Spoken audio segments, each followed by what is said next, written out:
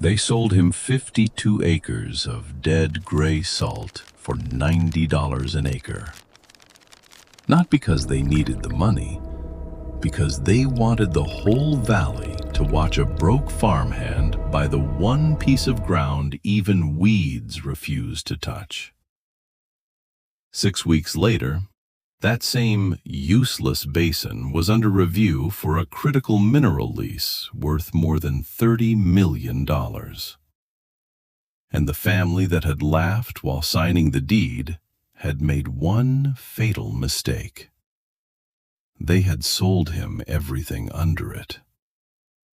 In Clearwater Vale, land did not just grow crops.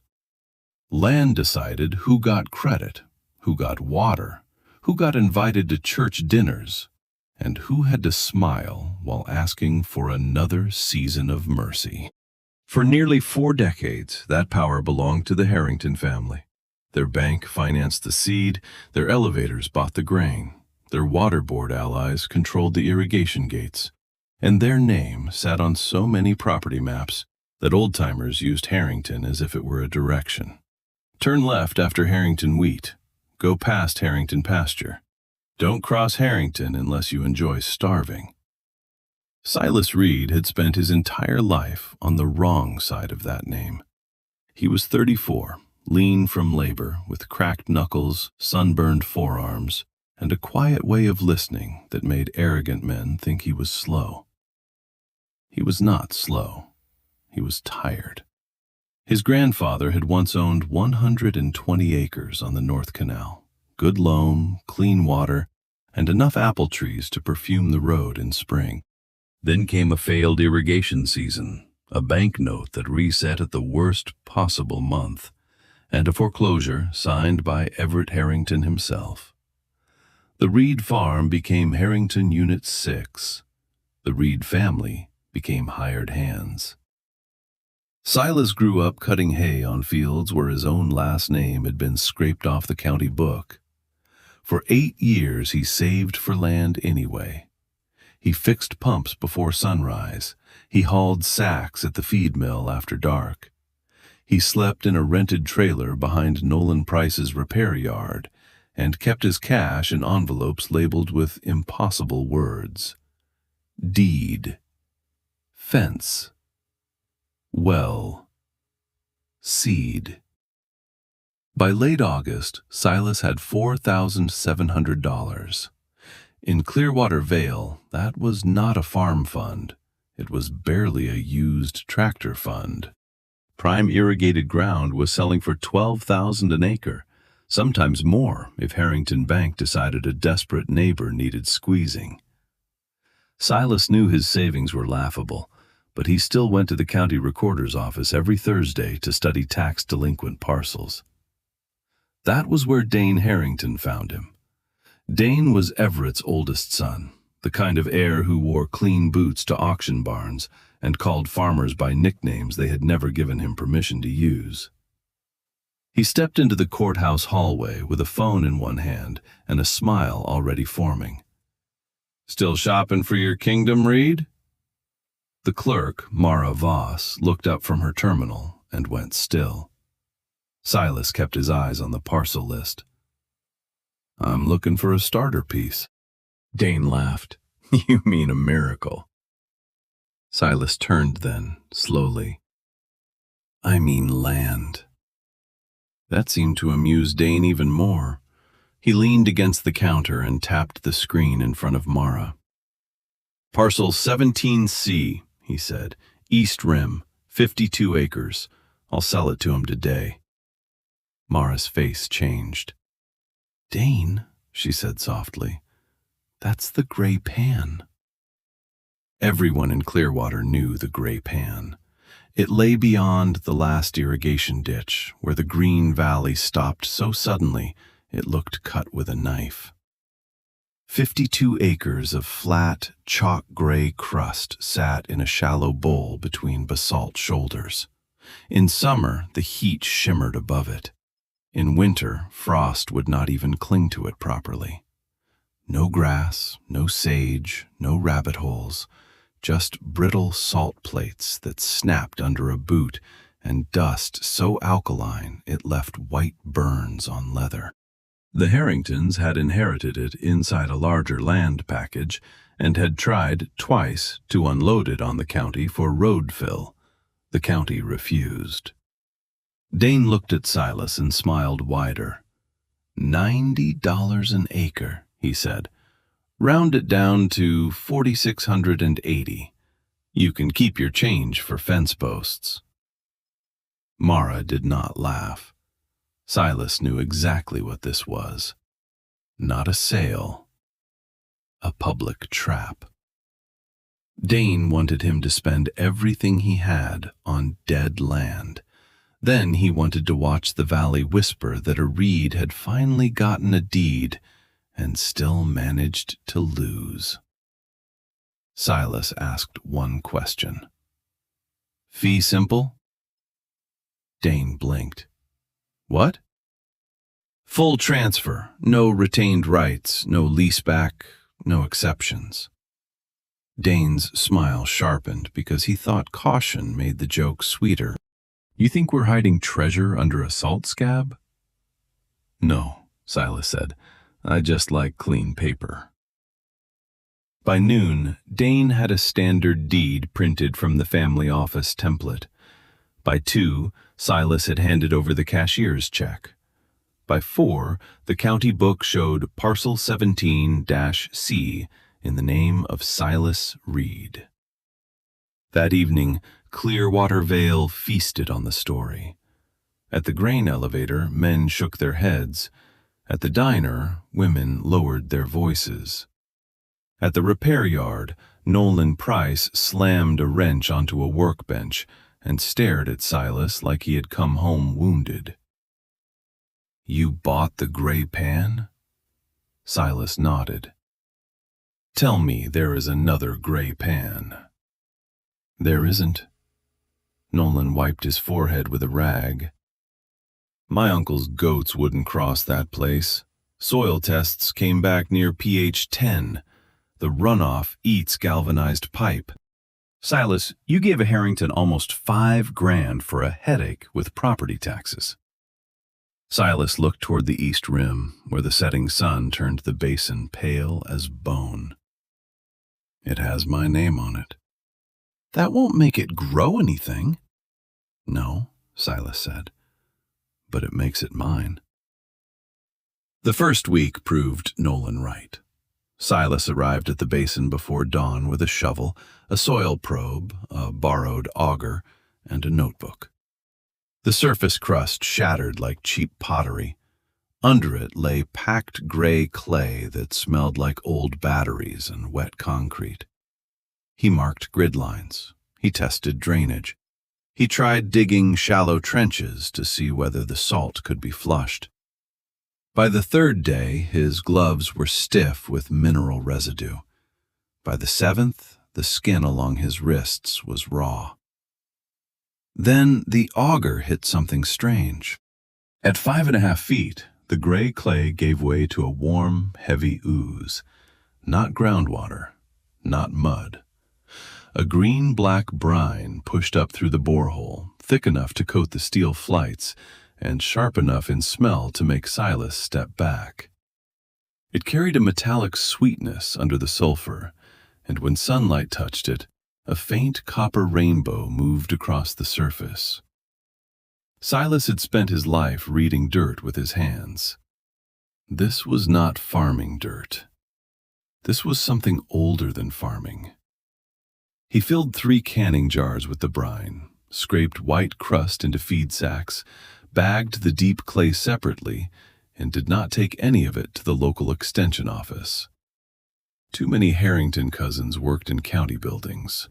Instead, he drove 80 miles to a post office where nobody knew his truck and shipped the samples overnight to Western Geologic Materials Laboratory in Boise, addressed to Dr. Annika Rao, a geochemist whose name he found in a university report about closed basin mineral deposits. Then he went back to acting foolish. For the next month, Silas worked Parcel 17C like a man trying to redeem a curse. He dug trenches that went nowhere. He spread gypsum where gypsum could not help. He dragged old irrigation pipe across the flats in full view of the county road. Dane Harrington began driving past twice a week. One afternoon, he stopped his black pickup beside the basin and rolled down the window. "How's the Empire, Reed?" Silas leaned on his shovel, sweat carving pale lines through the dust on his face. "Still learning it." Dane glanced over the empty gray expanse. "I'd plant corn right there, maybe cotton candy, something white." Silas said nothing. Dane laughed. "When taxes come due, don't ask my father for a rescue note. He likes smart borrowers." Silas lowered the shovel into the trench again. Good to know. The call came 2 mornings later while he was fixing a pump seal at the North Canal. "Mr. Reed?" a woman asked. "Yes?" "This is Dr. Annika Rao from Western Geologic Materials. I need you to confirm the source of the samples labeled GP-17. Silas stepped away from the pump.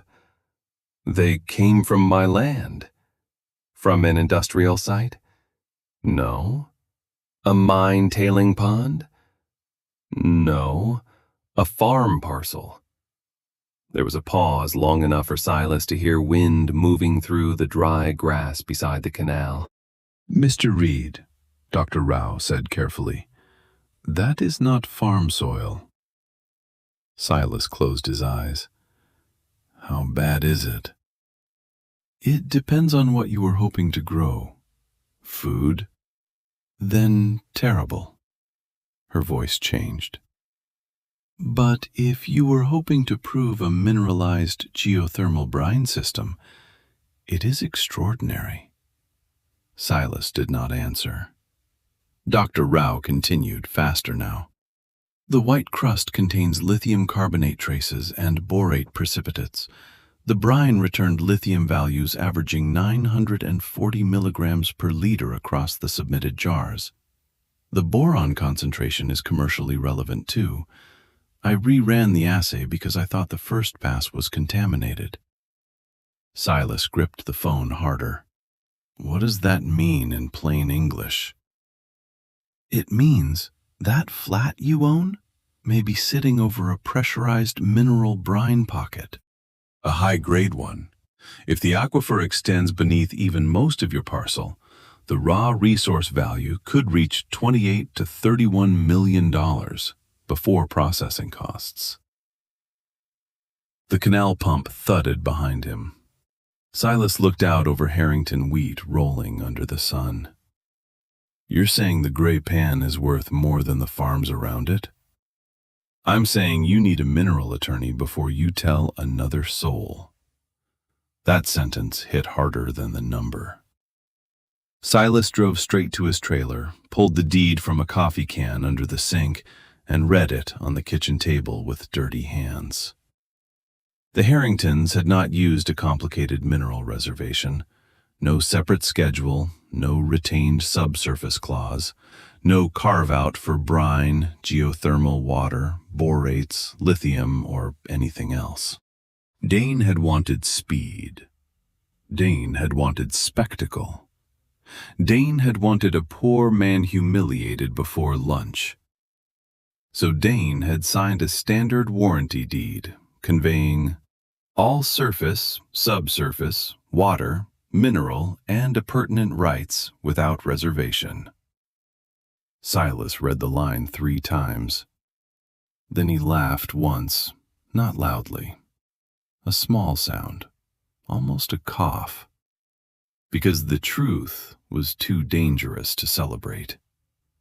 The Harringtons did not lose quietly. If they learned what they had signed away before Silas had legal protection, they would bury him under motions, inspections, liens, and county hearings until the deed meant nothing but paper he could not afford to defend. So he stayed small. He let the diner call him stubborn. He let the elevator boys call him salt farmer. He let Dane keep slowing down at the road and grinning at the empty trenches. At night, Silas spoke with Dr. Rao through a borrowed laptop on a weak connection behind the repair yard. She introduced him to Meridian Volt Resources, a clean energy company out of Denver that specialized in closed-loop brine extraction. The first executives were doubtful. Then they saw the assay. Then they sent their own field team under the cover of an alkali soil remediation assessment. 2 surveyors arrived in dented work trucks with no company logo. They wore sun hats, carried soil meters, and pretended to discuss reclamation while mapping pressure, temperature, and conductivity under the basin. By the end of the second day, their expressions had changed. By the end of the week, Meridian Volt had drafted a long-term extraction lease. With a signing bonus, Silas had to read 4 times before the numbers made sense. That was when Dane Harrington appeared at Silas's trailer after dark. He did not smile. He knocked once on the frame and spoke through the screen. "My father wants parcel 17C back." Silas was sitting at the table with the Meridian term sheet hidden under an equipment catalog. "Why?" Dane looked past him, trying to see inside. "County access problem. We're planning a service reservoir along the East Rim. Your little science project is in the way." "There is no reservoir plan." Dane's jaw tightened. "I'm offering you $2,000, cash. You made a mistake. I'm letting you get out with dignity." Silas stood and walked to the door. "You sold it to me for $46.80. You bought trash. Then why are you here at night?"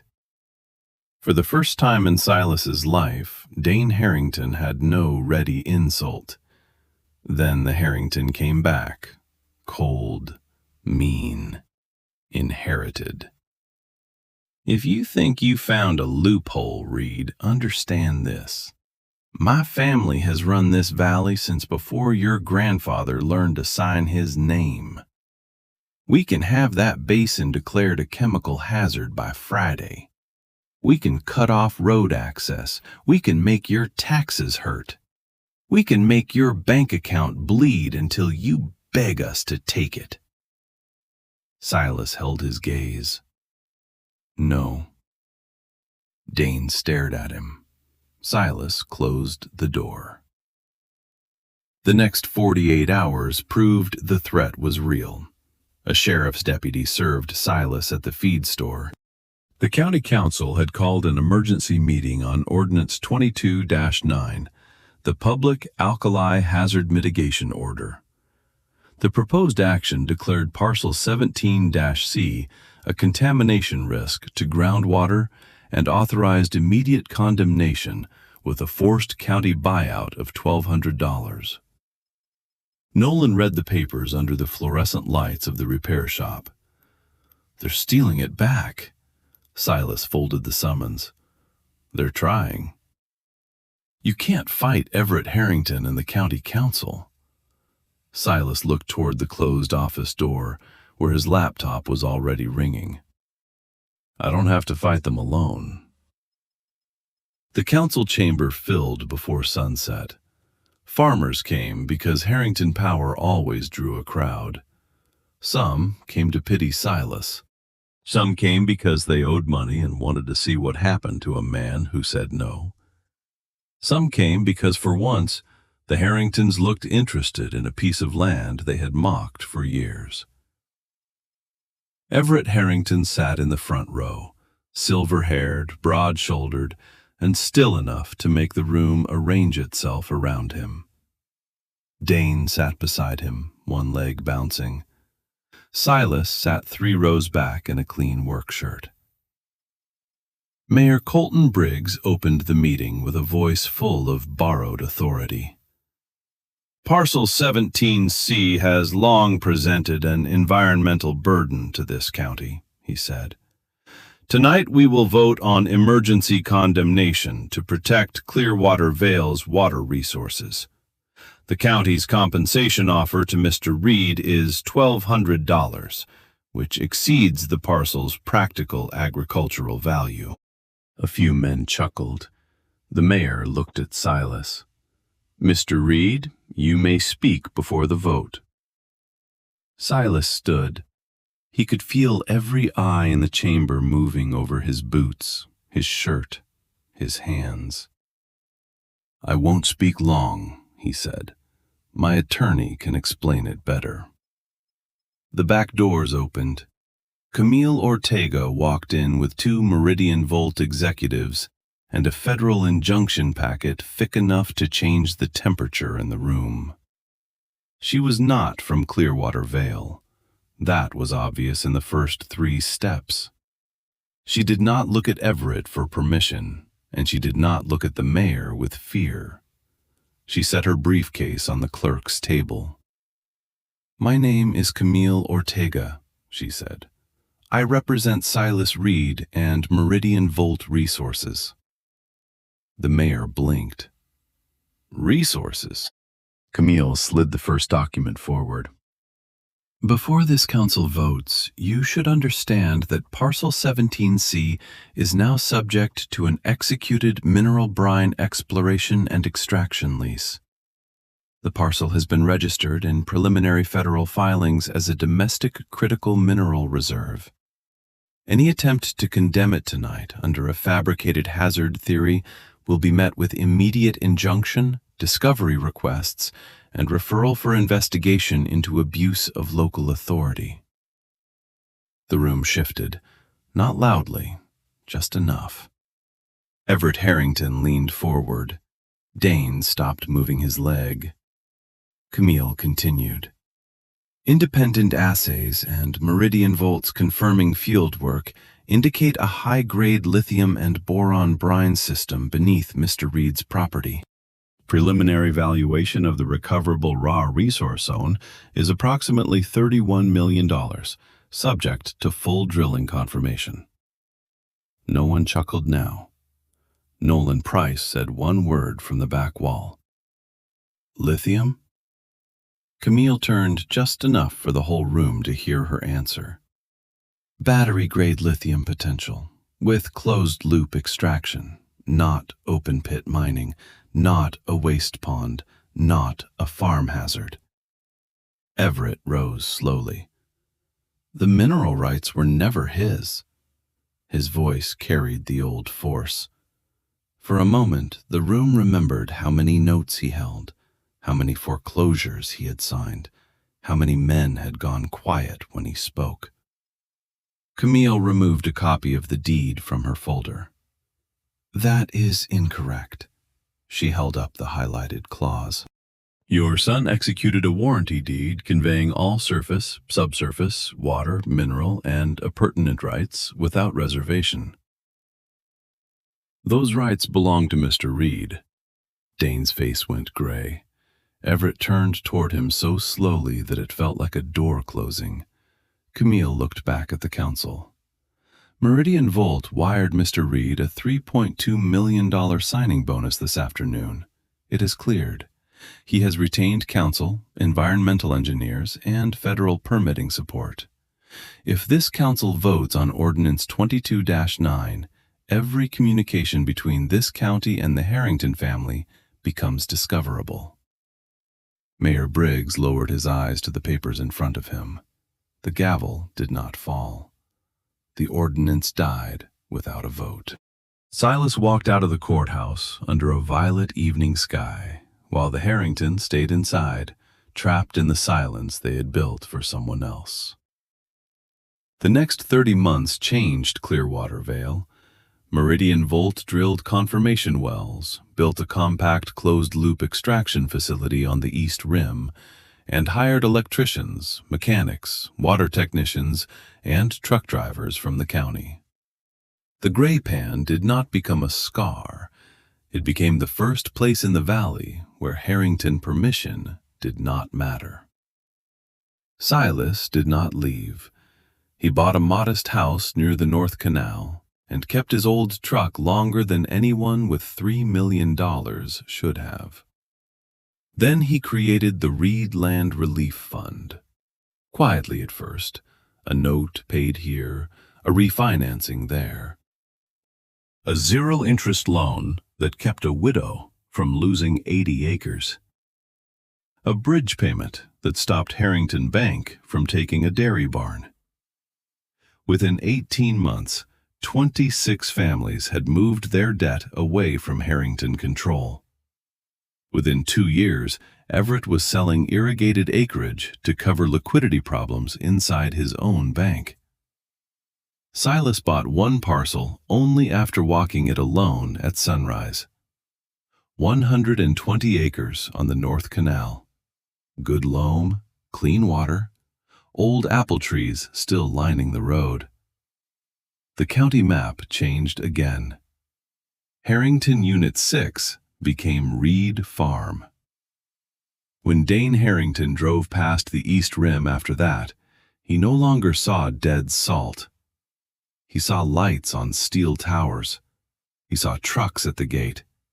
He saw men and women going to work on land his family had treated as a punchline. Silas never needed to tell him what it meant. The gray pan had been a locked door. Dane Harrington handed him the key because it looked like a stone.